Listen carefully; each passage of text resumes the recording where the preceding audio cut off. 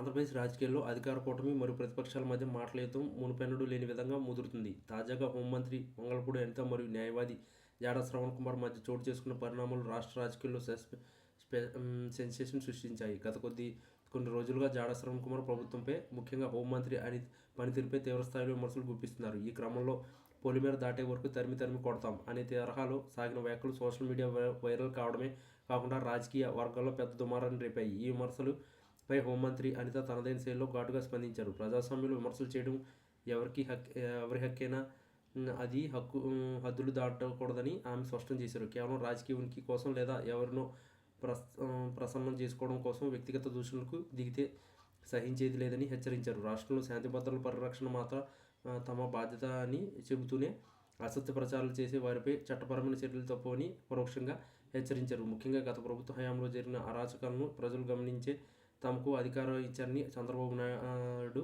నేతృత్వంలో కూటమి ప్రభుత్వం ప్రజా సంక్షేమమే ధ్యేయంగా పనిచేస్తుందని ఆమె పేర్కొన్నారు. మరోవైపు జాడా శ్రవణ్ కుమార్ చేసిన వ్యాఖ్యలు వైసీపీ శ్రేణుల్లో ఉత్సాహాన్ని నింపగా, టీడీపీ వర్గాలు మాత్రం తీవ్రంగా మండిపడుతున్నాయి. గతంలో టీడీపీకి మద్దతుగా నిలిచిన శ్రవణ్ ఇప్పుడు అదే పార్టీపై యుద్ధం ప్రకటించడం వెనుక ఉన్న రాజకీయ మతలబు ఏంటనే చర్చ సర్వత్రా సాగుతుంది. ప్రభుత్వంపై బురద జల్లడమే లక్ష్యంగా పెట్టుకుని తరిమి కొట్టడం వంటి వ్యాఖ్యలు ప్రజాస్వామ్య వ్యవస్థలో సరికాదని తెలుగుదేశం నాయకులు కౌంటర్ ఇచ్చారు. చంద్రబాబు నాయుడు రాష్ట్ర అభివృద్ధి కోసం అహర్నిశలు శ్రమిస్తుంటే ఇట్లాంటి విమర్శలు అభివృద్ధిని అడ్డుకోవడమేనని అనిత తన రియాక్షన్లో భాగంగా నొక్కి చెప్పారు. వైసీపీ మరియు ఇతర ప్రతిపక్ష నేతల మధ్య ఈ వ్యవహారంలో తలదూర్చుతూ హోంమంత్రి వైఫల్యాలను ఎండగొడుతున్నారు. రాష్ట్రంలో మహిళా రక్షణపై అనిత గారు ఫోకస్ పెట్టకుండా విమర్శలపై ఎదురుదాడి చేయడమేంటని వారు ప్రశ్నిస్తున్నారు. అయితే తాను ఎవరికీ భయపడే ప్రసక్తే లేదని, తప్పుడు ఆరోపణలు చేస్తే చట్టం తన పని తాను చేసుకుపోతుందని అనిత స్పష్టం చేశారు. ఈ క్రమంలోనే ఏపీ రాజకీయాల్లో టీడీపీ వర్సెస్ వైసీపీ పోరు కాస్త ఇప్పుడు